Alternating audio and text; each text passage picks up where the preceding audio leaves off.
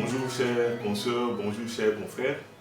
Je suis Dr Boni Hervé, titulaire de la pharmacie des cités Sinakasi à Cocody, secrétaire général sortant du bureau du Conseil national de l'ordre des pharmaciens, candidat aux élections du 16 décembre 2021 au Conseil national de l'ordre des pharmaciens et membre de l'équipe de campagne Arc-en-Ciel. Comment lutter contre ce trafic illicite de médicaments? Il faut dire que la lutte se fera à deux niveaux. Au niveau du secteur pharmaceutique lui-même et aussi la lutte au niveau des grands trafiquants. Au niveau de la lutte de la profession pharmaceutique, il faut dire que nous avons déjà expérimenté une technique qui est la surveillance du système, du circuit de distribution de médicaments. C'est-à-dire surveiller le circuit du médicament depuis le fabricant, les distributeurs en gros, jusqu'aux établissements pharmaceutiques de dispensation en détail, ça veut dire les officines de pharmacie et les pharmacies à usage intérieur des centres de santé publics et privés. À ce niveau, nous continuons les travaux de surveillance du circuit à travers le comité de veille qui a été mis en place depuis janvier 2019. Nous allons solliciter à nouveau l'AIRP pour des inspections des établissements sanitaires afin de rapprocher les déclarations faites par les différents établissements pharmaceutiques, grossistes, industries, officines de pharmacie sur les achats et les ventes de médicaments qu'on retrouve généralement sur le marché de rue. Et donc c'est une activité délicate qui a besoin vraiment de l'appui de l'inspection de l'AIRP. En deuxième point de la lutte au niveau du secteur pharmaceutique, ce sont les sanctions. Tout pharmacien délicat qui serait lié de près ou de loin au trafic des médicaments sera sanctionné. Il faudrait qu'on prenne des sanctions exemplaires. Et je dirais que la dernière mandature a vu l'instruction de plusieurs dossiers en chambre de discipline et qui certainement connaîtront un dénouement dans ce prochain mandat. Au niveau de la lutte contre les grands trafiquants, c'est un sujet très délicat parce qu'il touche à un phénomène de société.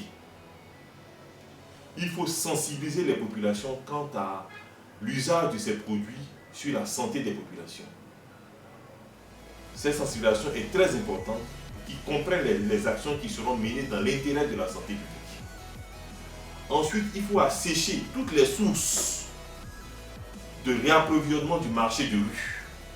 Quand je dis toutes les sources, je pense au trafic transfrontalier, à la destruction des usines clandestines qui pullulent à Abidjan et même à l'intérieur du pays, et surtout veiller à ce qu'il n'y ait pas de détournement du médicament du secteur légal vers le circuit du médicament de rue. Je pense que grâce à l'intervention de nos forces, de nos autorités de lutte et de répression, la police, la gendarmerie, la douane, on pourra assécher ces différentes sources d'approvisionnement du marché de rue. En deuxième point, il faut aussi fermer ou détruire ces marchés de rue. L'exemple du Bénin est probant. Dès qu'il y a eu cette volonté politique du chef de l'État béninois de détruire le grand marché d'Atopan, le marché de rue n'a plus eu d'accès aux populations. Je pense que c'est une expérience que nous devons aussi explorer en Côte d'Ivoire. Il a été même proposé au gouvernement de construire un grand hôpital communautaire sur le site actuel du marché Roxy, de sorte qu'une fois détruit, on n'ait plus à retrouver ces vendeuses de rue sur ce site. Lorsque nous effectuons des saisies sur le marché, nous devons veiller à détruire immédiatement ces produits. Et c'est dans ce cadre-là que l'Ordre des pharmaciens de Côte d'Ivoire a initié un projet de construction d'un incinérateur de la production pharmaceutique pour faciliter la destruction de ces produits-là. Parce que généralement, ils retournent toujours vers le marché de rue. Ensuite, il faut sanctionner. Nous savons qu'aujourd'hui, le marché, le trafic illicite de médicaments rapporte 4 fois plus que le trafic de drogue.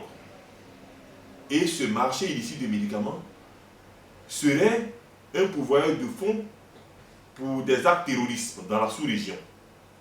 C'est pour cela que nous devons militer en la faveur de la désignation d'un procureur dédié pour donner un coup de fouet à la lutte contre ce marché illicite de médicaments.